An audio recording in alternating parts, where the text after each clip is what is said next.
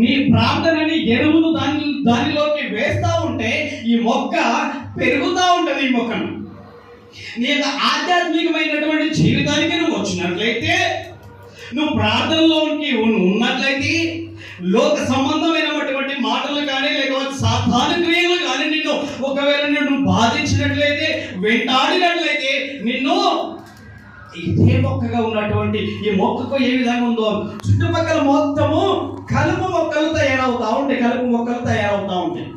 ఆ కలుపు మొక్కలు నువ్వు తీసేసినట్లయితే, దాన్ని తీసి పారేసినట్లయితే నీ జీవితంలో నీ ప్రార్థన జీవితము ఎదుగుతూ ఉంటుంది.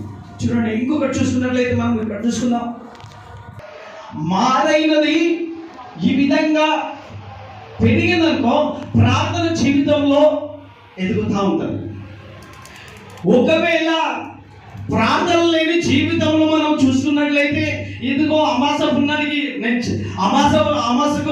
ప్రార్థన చేసే వాళ్ళ అయితే ఈ విధంగా అయిపోతారు.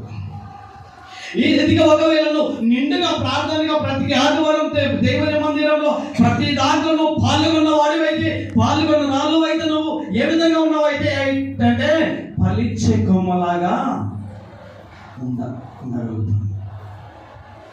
ఈ విధంగా ఉంది. చూడండి ప్రతినిధులారా, అంటే దీనికి సారవంతమైన భూమిని మనము తీసుకోవాలి. ఫస్ట్గా సారవంతము చేయాలి. విత్తనము వేస్తూ ఉండాలి, దానికి కలుపు మొక్కలు తీస్తూ ఉండాలి, దానికి వెరువు వేస్తూ ఉండాలి. ఎరువు అనగా నీ యొక్క ఆధ్యాత్మిక జీవితం, నీ యొక్క ప్రార్థన అనే దానికి వేసినట్లయితే ఈ విధంగా నువ్వు ఎదుగుతూ ఉంటావు.